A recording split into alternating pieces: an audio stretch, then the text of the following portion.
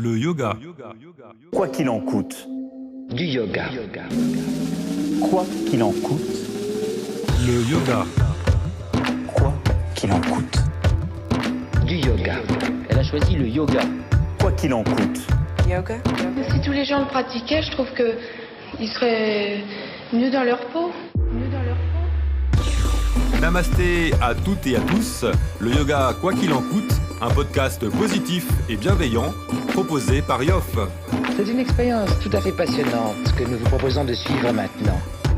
Des interviews de personnes pour qui le yoga est rentré dans leur vie, des méditations, de l'hypnose et des exercices de respiration.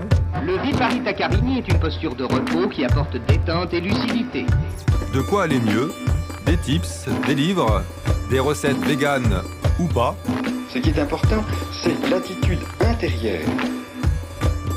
Le yoga, quoi qu'il en coûte, Quoi qu'il en coûte. c'est ici et maintenant. Bonne écoute. Le yoga, snobisme, curiosité. Bonjour à toutes et à tous pour un nouvel épisode du yoga, quoi qu'il en coûte. Et aujourd'hui, j'ai le plaisir de recevoir Chloé avec une première dans l'histoire du podcast, c'est qu'on enregistre à distance. Bonjour Chloé.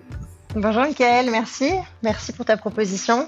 Et c'est surtout merci à toi d'avoir accepté.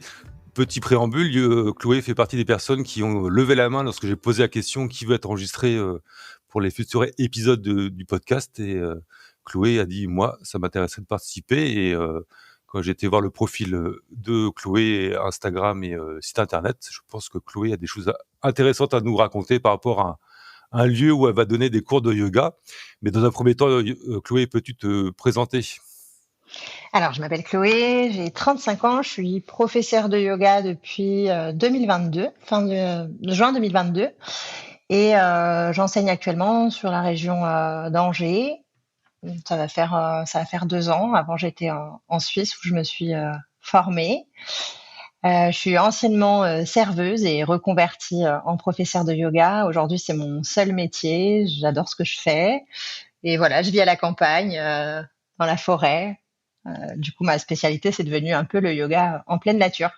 Voilà. D'accord. C'est marrant parce que ce matin, j'ai posté un article sur le yoga en plein air. Parce que C'est le mieux. Ouais, exactement. Et je me disais vivement le printemps, parce que alors, je peux faire appel à un autre épisode où c'est Emma chez nous là qui propose du yoga dans un parc. Et vivement le printemps pour pratiquer au soleil et en plein air. C'est que ça apporte quelque chose à la pratique. Oui, je trouve que ça te fait reconnecter avec les éléments d'une façon différente. Ouais, voir les arbres, le vent aussi, Ouais. le bruit, voilà, c'est toujours sympa. Rapidement, tu es suisse ou française ? Non, je suis française. J'ai grandi à Paris et j'ai quitté Paris il y a, je sais pas, 8 ans, quelque chose comme ça, pour aller en Haute-Savoie où je commençais une formation en gestion et protection de la nature. Dans un institut en Haute-Savoie, et ensuite on a fini par travailler en Suisse qui était juste à côté, et voilà. Mais j'ai pas de lien sinon avec la Suisse. Mais je suis française. Et est-ce que le fait de quitter Paris est un choix gagnant ? Oui, tout à fait. Et parfois on me dit, est-ce que tu vas revenir, ça te manque? Pas du tout en fait.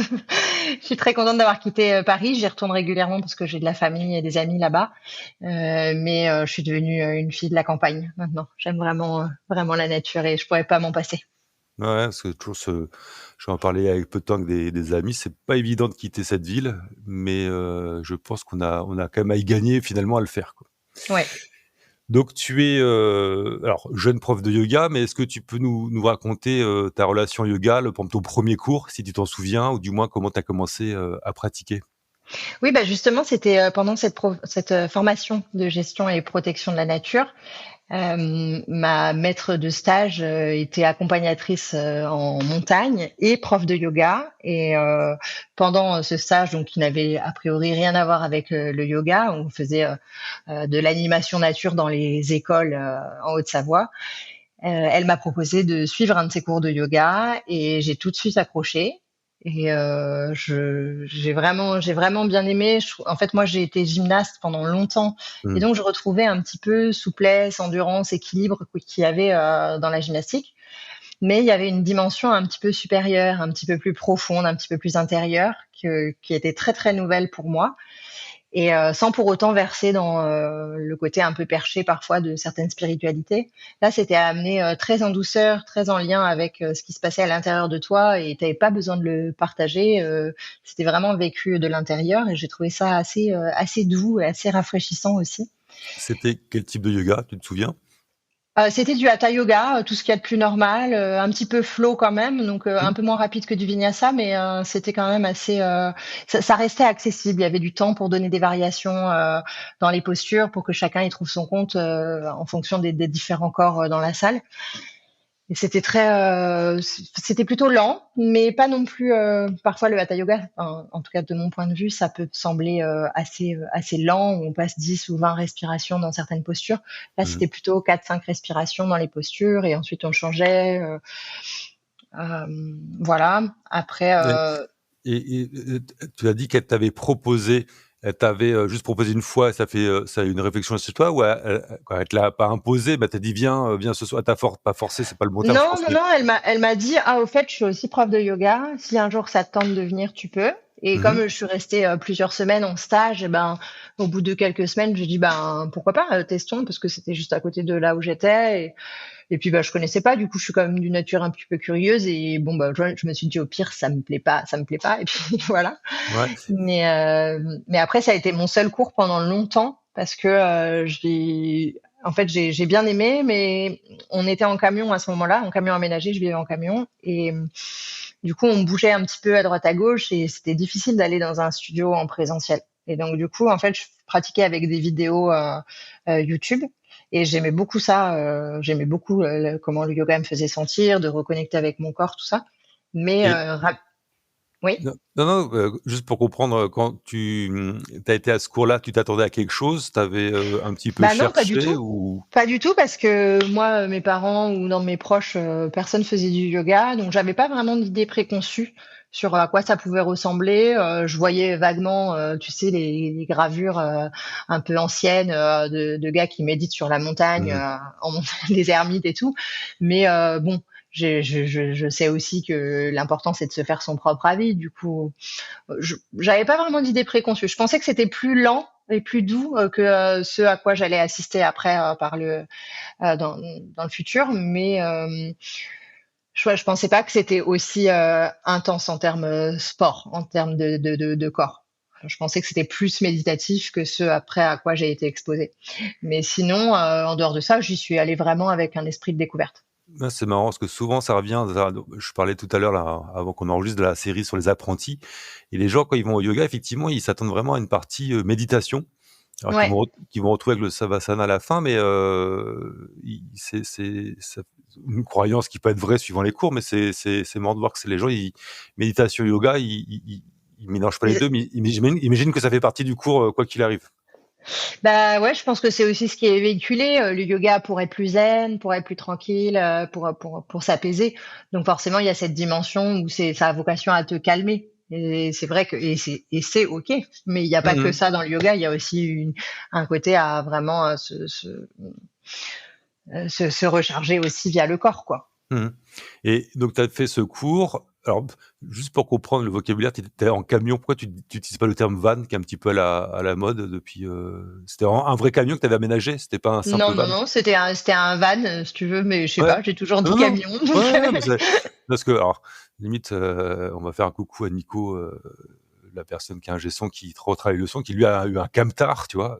Mais par rapport, voilà, au côté, traveler, donc et que vu que maintenant c'est un peu la mode des van life, je me dis: «Tiens, ouais, c'est». ouais, ouais, non, mais je sais pas, je suis pas trop à surfer sur cette. Enfin, moi, j'ai toujours du camion, mais c'est vrai que ça a plus l'air d'un gros van, si tu veux, un Peugeot Ouais, Boxer, voilà, mais camion, van, c'est un peu pareil, hein. L'idée, bah, c'est d'avoir un dodo dans une maison qui roule.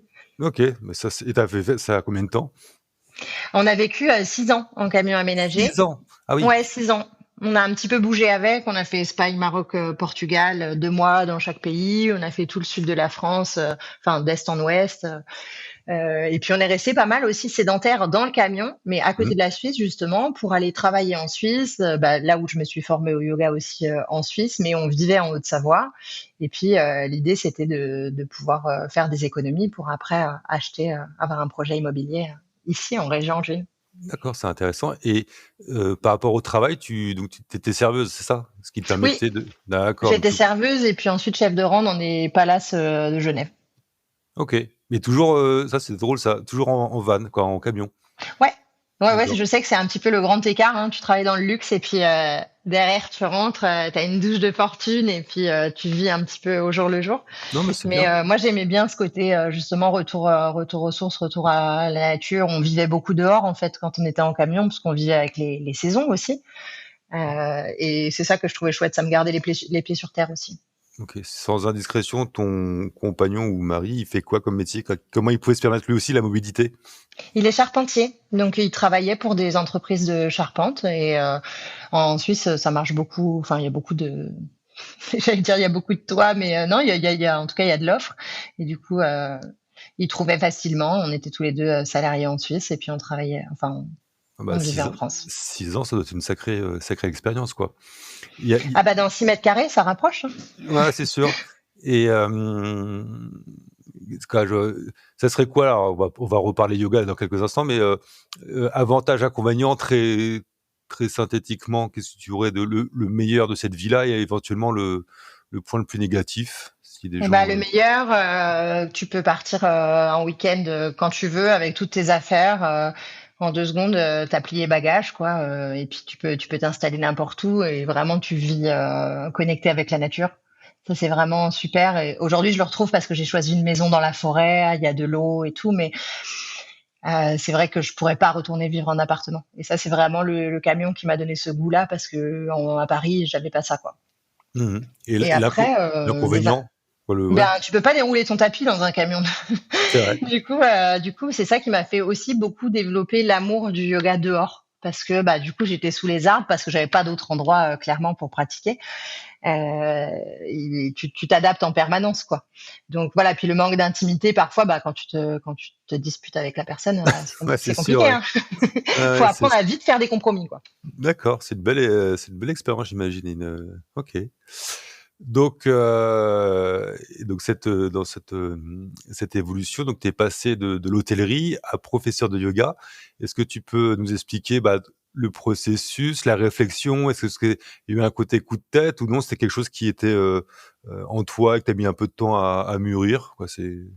Ben, il y a pas, c'était pas vraiment un coup de tête, c'est qu'en fait, tu vois, je t'ai expliqué, j'avais fait ce premier cours, ensuite j'ai fait des cours via YouTube, donc sur ma petite pelouse à côté de mon camion, et puis en fait, je me suis dit, est-ce que je fais bien, est-ce que je suis bien placée? J'avais fait que un cours, j'avais pas vraiment de base, on va dire, et je me suis dit, bah, en fait, j'ai qu'à retourner faire des cours, et donc à ce moment-là, on habitait près de la Suisse, donc j'ai trouvé une super prof hein, en Haute-Savoie, et puis d'autres profs en Suisse. Et j'ai commencé à faire quelques cours comme ça et ça m'a super plu parce que, comme je te disais, je retrouvais beaucoup de choses que j'avais déjà, qui avaient déjà été moteurs pour moi d'équilibre, de force, d'endurance qui me plaisaient beaucoup dans la gymnastique, mais avec cette dimension un petit peu plus spirituelle. Et au final, ben là, les quelques cours que j'ai suivis en Suisse et en France, la prof que je suivais en Suisse, elle donnait une formation et puis voilà, peut-être 2 ans après mes premiers cours de yoga, je me suis dit vas-y, j'essaye de mettre en place enfin de suivre une formation. Mais par contre, c'est quand même assez cher, hein, et c'est pas parce que c'est juste en Suisse, hein, les formations pour être prof de yoga, ça reste encore assez cher. Et donc, du coup, il a fallu que je mette un petit peu de côté avant vraiment de me lancer. Et donc, du coup, j'ai fait la formation en 2022. Donc, OK. tu vois, là, il s'est bien passé 5 ans entre mon premier cours de yoga et ma formation. Mmh. En parallèle, est-ce que tu méditais avant de faire du yoga? Est-ce que tu médites, par rapport à la nature? Parce que, moi, ce qui pourrait m'intéresser là dans la vie en camion, j'y reviens, c'est le fait de pouvoir méditer en pleine nature, tous les matins, quoi. Ouais, alors je médite pas tous les jours. Ouais. Et je sais pas, je crois pas que je méditais avant de vraiment connaître le yoga. Mmh. J'avais quelques notions, un petit peu de recueillement, on va dire, plutôt que de méditation, parce que je viens d'une famille catholique. Mmh. Mais moi, ça me parle pas depuis longtemps, donc je m'en suis distanciée. Maintenant, aujourd'hui, le rapport que j'ai avec la nature, en effet, il est méditatif, mais il est très personnel. C'est-à-dire que je vais pas croire en Dieu, par exemple, je vais croire en un pouvoir créateur de la nature au-dessus de nous. Mmh. Mais c'est pas quelque chose que je vais prier entre guillemets. Oui. Et quand je médite, je vais pas forcément m'adresser à quelqu'un en particulier. C'est quelque chose d'intérieur et je le fais le plus régulièrement possible. Mais voilà, je suis pas le stéréotype de la prof qui médite tous les jours avec la morning routine de tous les matins. Non, C'est non, mais plutôt, c'est j'y trouve beaucoup d'apaisement. et puis sur Euh, et puis surtout, c'est typiquement, les routines, elles sont faites pour être cassées, hein. Donc c'est-à-dire ouais, ouais, ouais. on peut le faire pendant, 2-3 mois, C'est ça change en fait. et puis limite on le fait plus. Il y a toujours, surtout sur la méditation, moi alors je parlais un peu de moi, mais moi je me suis aperçu que ça me manquait, voilà, ça au bout de peut-être 2-3 mois, bah, hop, je vais m'y recaler ou un exercice de respiration et sans Mhm. forcément mettre quelque chose de mystique, hein, mais juste un temps de recueillement ou de voilà. Et ce que je me disais, c'est que comme tu as la possibilité d'être en pleine nature, moi c'est typiquement, ça me fait envie, quoi.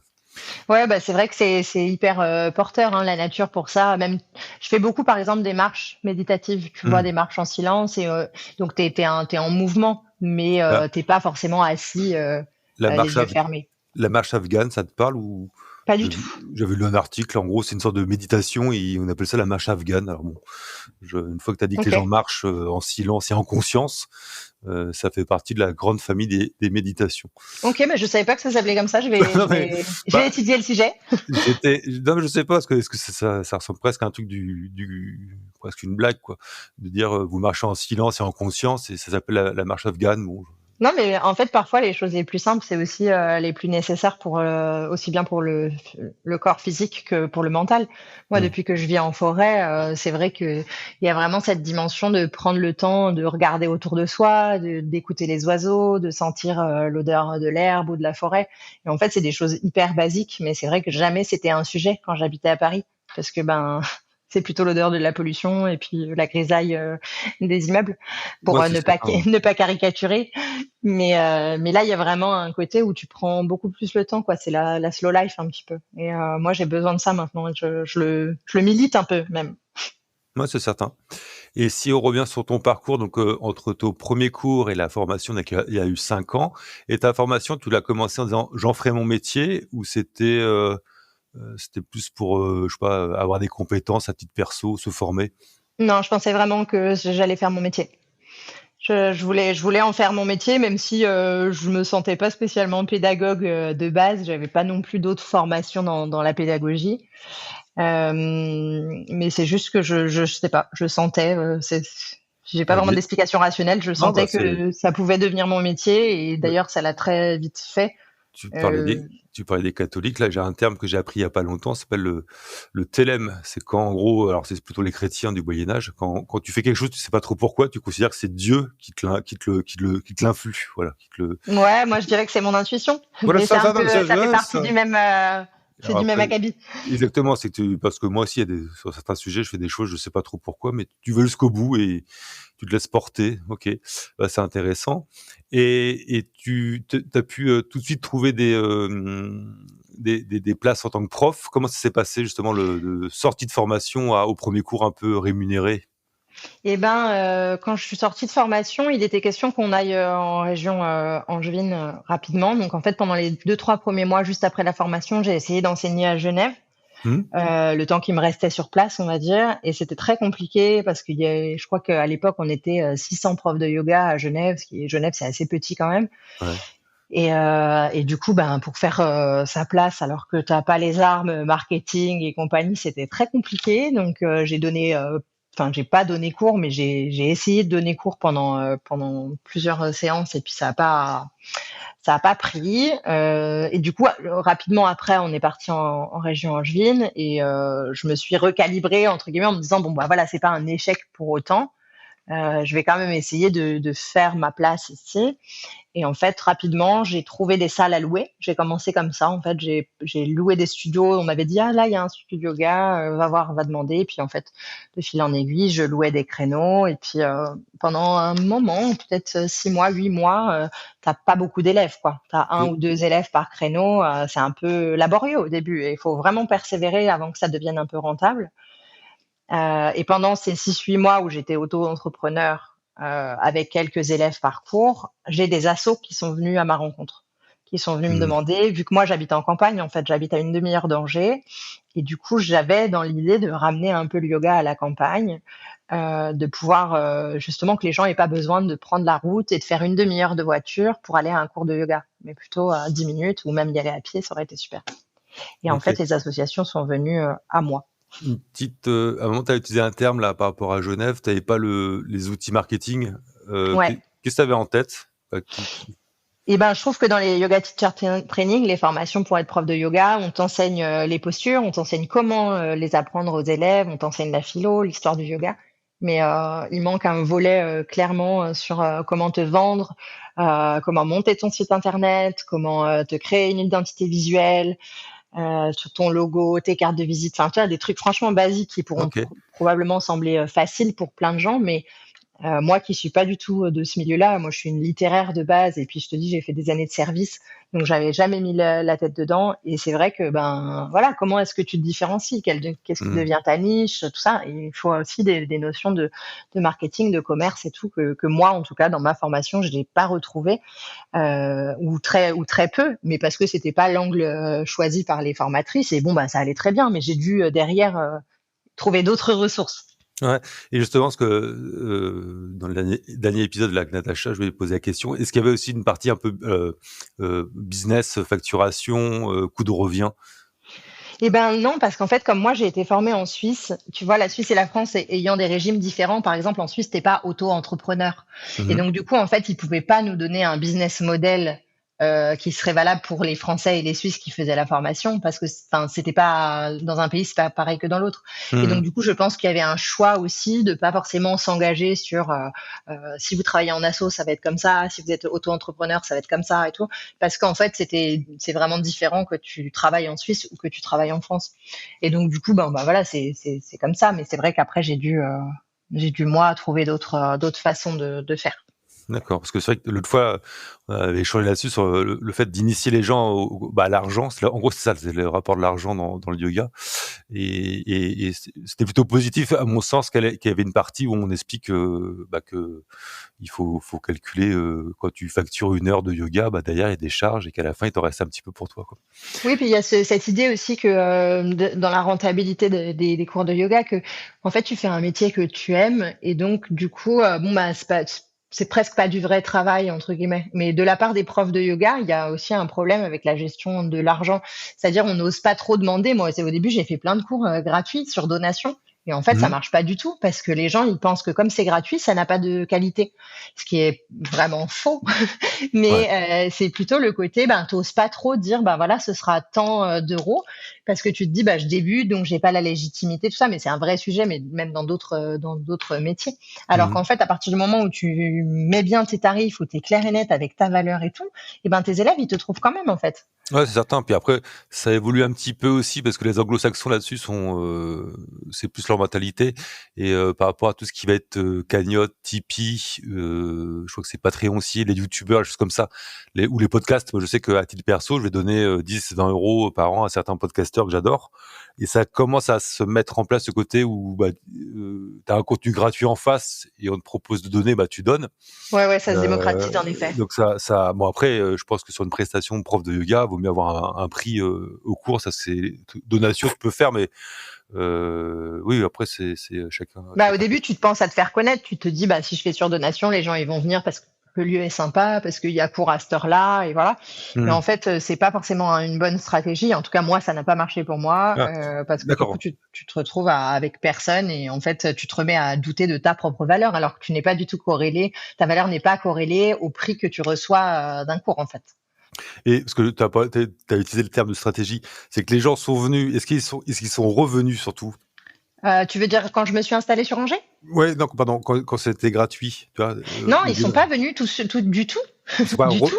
Ah, du tout, d'accord, OK. Non, non, du tout, du tout. J'ai beaucoup fait enfin beaucoup. J'ai fait certaines stratégies de communication en étant soit en faisant des publicités sur les réseaux, soit des flyers, tout ça. Mais bon, ben dans cette ville-là, ça fonctionnait pas comme ça. Il y avait déjà beaucoup de monde installé et puis voilà. Non, les gens venaient tout simplement pas. Ou alors ce que les gens qui venaient, c'était les copines de formation en fait, Mmh. tu vois. Mais c'était pas des D'accord. nouveaux élèves. Après, il y avait aussi peut-être de mon point de vue la perspective que comme j'allais pas rester dans cette ville, tu vois, tu cultives beaucoup moins fort que quand tu sais que tu vas rester et que tu mets toute ton énergie dans quelque chose, tu Ouais, vois. ouais, c'est sûr. Ouais, bien sûr. Et donc là, tu es reparti, du côté quoi, tu es parti, pardon, du côté d'Angers et là, a priori, on a plus fait appel à toi et justement donc dans ce parcours-là, moi, ce qui m'intéresserait, c'est d'évoquer, alors rien que le titre, j'adore ça, chacun-son-yoga.com, qui est donc un lieu, a priori, où tu interviens. Est-ce que tu peux en parler? Oui, donc chacun son yoga, c'est un studio partagé à Angers, dans le nord d'Angers. C'est un studio où en fait il y a plusieurs professeurs de yoga oui, mais aussi d'autres praticiens. Il y a des sophrologues, il y a des sonothérapeutes, tu sais, qui font avec des bols tibétains, des voyages sonores, des choses comme ça. Il y a quelqu'un récemment qui est arrivé qui fait de la danse burlesque pour l'estime de soi. Il y a du shiatsu, do in. Il y a des ateliers divers et variés, toujours en lien avec le bien-être, mais l'idée, c'était de faire un lieu partagé pour toutes ces pratiques qui visent à restaurer une bonne relation à soi avec les autres, que ce soit le corps, le mental, les émotions, tout ça. Et Et c'est un c'est une lieu qui... Ouais. C'est une assoce ou c'est quelqu'un qui se dit: «Tiens, c'est un concept, lucratif», on va dire quoi? C'est Non, c'est pas une association, c'est une société. La personne qui gère le lieu, c'est une des sophrologues qui travaille dans le lieu d'activité. Enfin, d'ailleurs, elle fait juste des cours de yoga. Hein, elle fait pas de la sophrologie, je crois, dans cet espace-là. Non, l'idée c'était vraiment de rassembler des gens qui avaient un petit peu tous en tête la même idée, c'est-à-dire de proposer des activités qui soient accessibles à tout le monde et qui fassent du bien aux gens. OK. Et juste pour reprendre un élément que tu as dit tout à l'heure aussi, quand tu as commencé du côté d'Angers, tu as pris des créneaux dans des studios, c'est ça?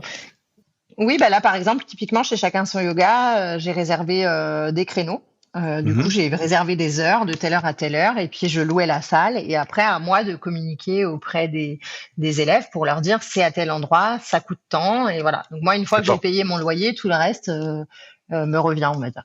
D'accord, donc tu quoi là? Tu loues la salle et après à toi Ouais, de faire en sorte que les élèves, viennent exactement. Bah, comme c'est le et cas sur reviennent. Angers à d'autres endroits aussi. Hein. D'accord et c'est-à-dire que, tu pas trouvé un studio qui pouvait te prendre en tant que prof, En alors fait, classique? je voulais Ouais. pas forcément faire ça parce que moi, Mmh. je suis arrivée dans le monde des profs de yoga au moment où c'était en train de changer. C'est-à-dire que les profs de yoga étaient assez mal payés avant. Donc il y a 2 ans de ça, hein, c'est vraiment récent encore, et c'est encore en train de changer. Mais il y avait cette rumeur que les studios de yoga c'était pas très rentable pour un prof d'être prof de yoga en fait, parce que les studios payaient assez mal et il y avait une espèce de prime d'intéressement qui faisait que bah, si tu dépasses tant d'élèves, tu étais payé un peu davantage. Et c'est toujours encore un peu le cas à Paris, par exemple. Mmh. Mais en fait, c'était pas et ça ne l'est toujours pas, hein, très rentable d'être salarié d'un studio de yoga. En tout cas, c'est mon avis à moi. Et moi, j'avais des ambitions, en tout cas en termes de business plan, qui étaient un petit peu au-delà de ça. J'avais envie d'être plus indépendante aussi. J'avais pas envie de dépendre d'un studio.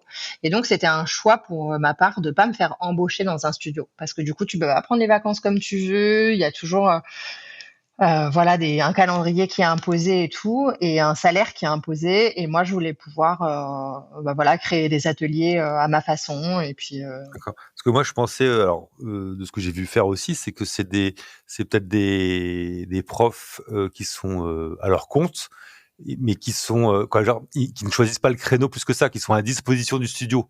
Alors que là, ce que je comprends, c'est que tu loues ta salle et après, à toi de faire venir les élèves. Oui, exactement. Donc, Et en effet, les élèves qui viennent dans un studio, ils viennent pour le créneau, ils viennent pas pour le prof. alors que Et là, moi, ils viennent pour toi. l'idée, c'était pas qu'ils viennent pour moi, mais c'est plutôt qu'ils trouvent vraiment au-delà du OK, moi 18h ça m'arrange, mais qu'ils viennent vraiment parce que la proposition de type de yoga que j'enseigne, elle leur plaît. Et pas Mhm. juste parce que voilà, il y a Vinyasa à 18h à Angers, quoi. D'accord. Et justement, tu proposes quoi comme cours, comme type de yoga ou de... Alors moi, je fais du hatha flow Mhm. principalement, donc on va dire c'est du slow flow, donc c'est plus lent que le vinyasa, un peu plus rapide que le hatha. Donc pour ceux à qui ça parle pas du tout, ce sont les mêmes postures, que ce soit en hatha, en vinyasa et dans les autres types de yoga. Tous ces types de yoga, c'est du hatha, mais on le fait un peu en flow. Ça veut dire que les transitions sont importantes. On passe d'une posture à une autre avec fluidité. On reste dans chaque posture entre 3 et 5 respirations à peu près, et ensuite on passe à la posture d'après. L'idée, c'est d'avoir quand même une attention sur ce qui se passe dans le corps à ce moment-là, dans la posture, éventuellement sur la respiration. C'est quand même très important de voir est-ce que j'arrive à respirer dans cette posture, C'est comment est-ce qu'il est essentiel. mon mental. Oui, bien sûr. C'est essentiel la respiration. On en revient toujours à ça, quoi. Et moi, je suis issue du Vinyasa. On va dire, ma formation, c'est Hatha et Vinyasa, mais moi, je prends beaucoup de cours de Vinyasa. J'aime beaucoup ça. Mais pour moi, à enseigner, c'est un petit peu trop rapide par rapport à ce que j'ai envie que les élèves aillent vers. J'aimerais, Mhm. voilà, qu'ils se ressentent sur le souffle, qu'ils se ressentent non pas sur l'esthétique de la pose ou la force engagée dans la pose ou voilà, mais plutôt sur comment est-ce que ça me fait me sentir. Et je trouve que dans le Hatha Flow, j'ai plus d'espace pour ça. C'est pour ça que j'ai choisi d'enseigner ça. Et depuis peu, j'enseigne aussi le Yin Yoga. Ok. Au même endroit ou tu as plusieurs studios? Comment tu... Pour l'instant, le yin, c'est que en atelier. Donc oui, en effet, c'est à chacun son yoga. Mais maintenant, chacun son yoga, c'est le seul studio que je loue. Les autres, ce sont des associations qui sont venues donc à ma rencontre, auxquelles j'enseigne aussi du hatha flow et du hatha plus doux, plus adapté. Hein, ça va être des cours, par exemple, seniors ou pour des gens à mobilité un peu réduite ou des choses comme ça. Et du coup, voilà, je loue que le studio de chacun son yoga et tout le reste, c'est plutôt en campagne vers chez moi, comme j'avais eu la vision, il fut un temps de me dire, ok, un jour j'enseignerai en campagne. Ben voilà, j'y suis.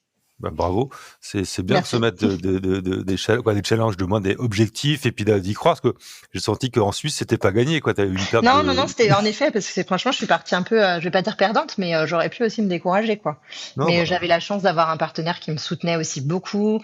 Et puis, bah, quand tu crois aussi à ton rêve, bah, après, ça se passe. Si c'est le moment, c'est que c'est ça va se passer. c'est une petite phrase que je suis en train de mettre dans, alors je n'en parle jamais, mais dans les cols des t-shirts, je mets la petite phrase depuis cette semaine, c'est vis tes rêves, pas tes peurs.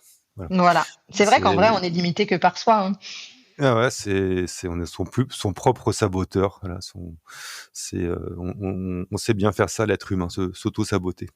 Ouais. Et je vais rebondir sur un terme que tu as utilisé parce que on a un peu échangé avant l'enregistrement, mais alors, tu vas nous détailler, mais je trouve que l'idée est magnifique. Tu proposais le 14 février, pardon, du partenaire yoga renforcer la complicité dans son couple. Donc, tu vas nous expliquer que ça n'a pas forcément eu lieu sous cette forme-là. Mais c'était quoi ta proposition de faire du yoga en couple? Alors, j'imagine quelqu'un qui en fait, puis le partenaire en fait pas forcément. C'était quoi ta démarche? Eh ben, je trouve que majoritairement les cours de yoga, c'est beaucoup suivi par des femmes et c'est beaucoup enseigné par des femmes d'ailleurs.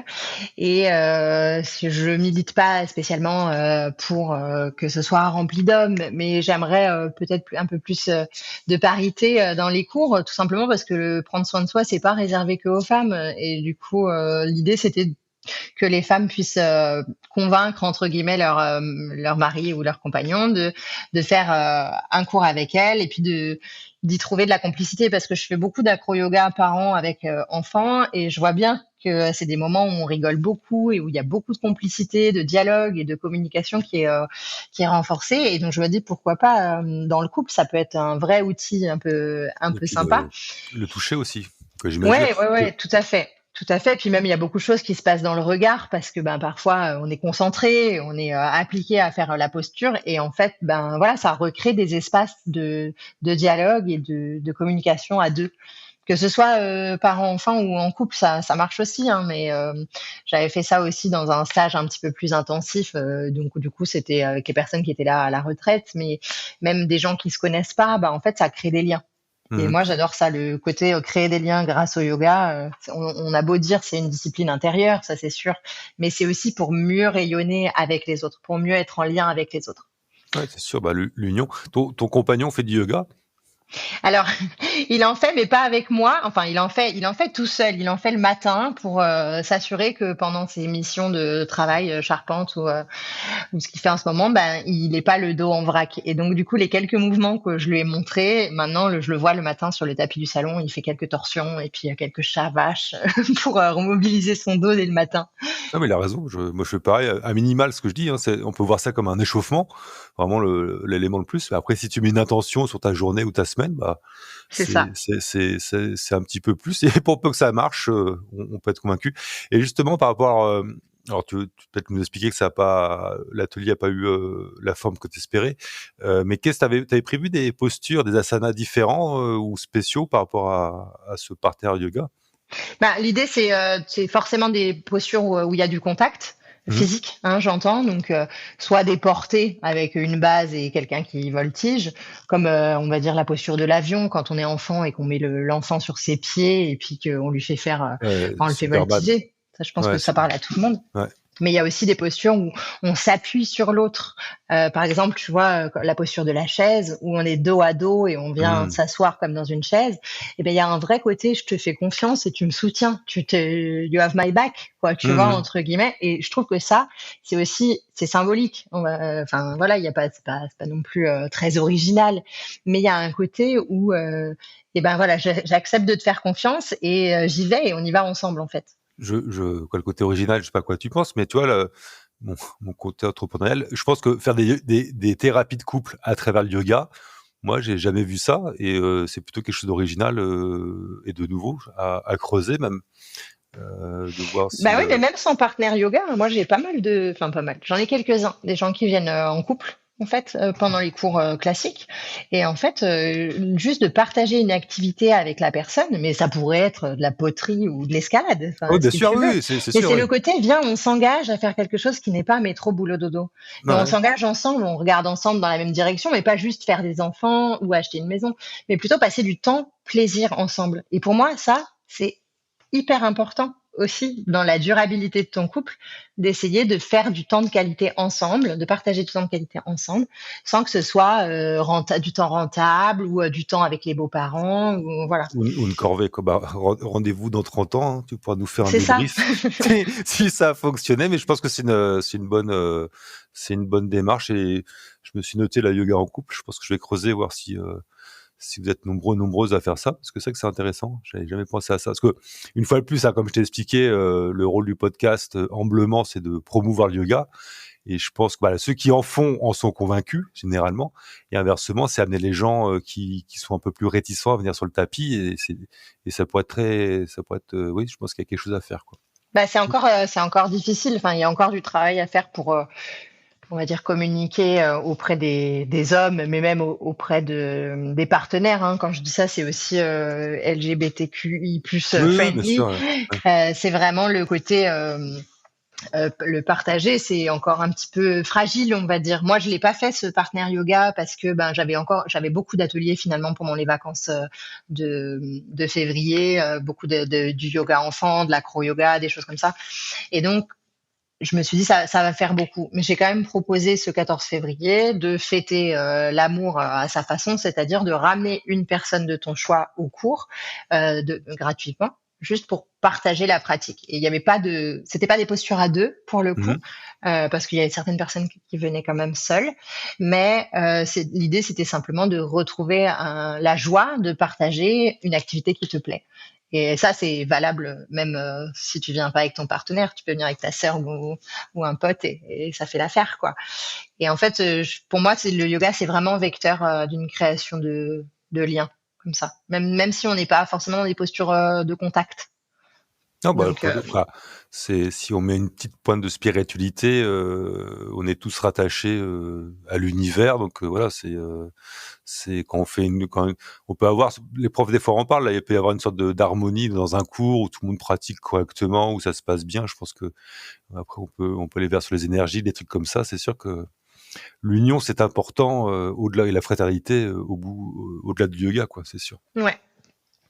Et est-ce que tu as des projets parce que j'ai vu sur le site que oui, à moyen court terme, au printemps, où c'est qu'on peut te retrouver?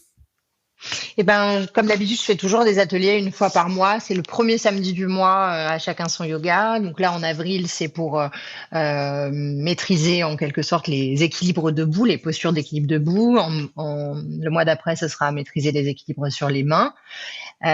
Pour les débutants, j'enseigne beaucoup à un public de gens qui font pas spécialement des équilibres de dingue, des postures de cirque et tout. Et j'ai à cœur aussi de faire un yoga pour gens normaux. Donc du coup, l'idée, c'est que ces ateliers soient vraiment des espaces d'exploration où tu peux poser tes questions, où tu peux approfondir ta pratique. Et ça, je maintiens vraiment ce rendez-vous une fois par mois. Après, il y a les cours classiques. Et puis, j'organise une retraite de yoga fin du mois d'août à 1h30 d'Angers, 2h30 de Paris. Et puis peut-être, c'est à Saint-Paterne-Racan. Donc, c'est à côté de Tours. C'est presque dans un château. C'est le gîte d'un château. Très sympa. Et je voulais aussi garder ça pas trop cher, parce que souvent les retraites de yoga, c'est super cher. Et moi, en tant qu'élève, ça me bloque pas mal, parce que j'ai pas un budget extensible. Et du coup, là, j'ai voulu faire pas trop loin d'Angers, parce que du coup, le transport n'est pas à rajouter. On fait des covoites. Il y a des trains pour 10 €. Voilà. Le séjour non plus, il est pas très très cher, parce que il y a que moi qui intervient dessus, donc forcément il n'y a pas non plus 50 partenaires. Et puis après, il y a forcément le coût de l'hébergement et de la nourriture, mais voilà, c'est moins de 400 €. Souvent aujourd'hui, les retraites c'est entre 800 et 1000 € pour 3 jours. Bon. Et donc moi j'avais à cœur de faire encore une fois quelque chose à la fois d'accessible et puis d'inclusif, où tout le monde peut venir. On va pas faire des arm balance sur les mains, ou même si c'est sympa aussi à travailler, mais l'idée c'est aussi que chacun puisse y trouver un espace de respiration. Je vais pas y arriver, je suis nulle, les autres ils ont tous leur grand écart, mais plutôt de se dire en fait là j'y ai trouvé du ressourcement. Et C'est ça mon réconfortant. but. Ok, c'est une belle démarche. Est-ce que tu as quelque chose, une parole libre à rajouter sur le yoga, ou quelque chose en général? Je dirais qu'il faut essayer. Pour tous ceux qui se posent la question, est-ce que tout le monde en parle? Est-ce que pour moi je suis pas souple, je suis raide, machin, tout ça. En fait, faut essayer, et puis il faut trouver son prof aussi. Et puis c'est pas parce que vous avez eu une mauvaise expérience avec un prof qui vous a un peu forcé dans une posture, ou qui a pas été super sympa, que tout le monde est comme ça. Je pense qu'il y a de la place pour tout le monde, que ce soit dans l'entraide entre profs, mais aussi pour les nouveaux arrivés dans la discipline. Il y a de la place pour tout le monde, et tout le monde a sa place à trouver. Tout le monde a du bénéfice à trouver dans cette pratique. Merci de le reconnaître, effectivement, parce qu'à chaque fois on en parle presque, que le prof est crucial. Donc si jamais vous avez une mauvaise expérience de yoga, entre guillemets, à cause du prof, faut réessayer quelqu'un d'autre. Ouais. Peut-être, voilà, c'est parce qu'à la fin, c'est on peut pas plaire à tout le monde aussi, en tant que prof. Parfois, ça fait un peu mal à l'ego, mais en vrai, moi, je suis contente si jamais j'arrive à rediriger un élève qui a pas trop aimé le cours avec moi, parce que c'était trop lent, trop rapide, trop dur, ou pas assez. Et je le redirige vers quelqu'un que je connais, dont je sais que les cours sont bons. Et je suis contente. C'est quelqu'un qui reste dans le yoga. C'est quelqu'un qui est déjà, qui est acquis à la cause, entre guiguemets, parce que ça nous dépasse. Ouais, c'est un message que je ne peux que applaudir, effectivement, parce que je pense que le yoga peut aider les gens, et même si on arrête un petit peu, on en revient toujours. Et puis si c'est pas que du yoga, c'est peut-être de la respiration, et si c'est pas de la respiration, c'est peut-être de la méditation. Donc ouais, exactement. Je suis d'accord avec toi. Chloé, merci beaucoup. Avec plaisir, Mickaël. Merci à toi. Pour l'échange. Et puis, à très bientôt sur vos tapis. Bon après-midi, bonne soirée. Au revoir. Ciao tout le monde. Et voilà, le yoga, quoi qu'il en coûte, c'est terminé. J'espère que cet épisode vous a plu. Vous pouvez nous laisser un commentaire ou un avis sur Apple Podcast ou Google Podcast. Ça nous fera plaisir. À très bientôt.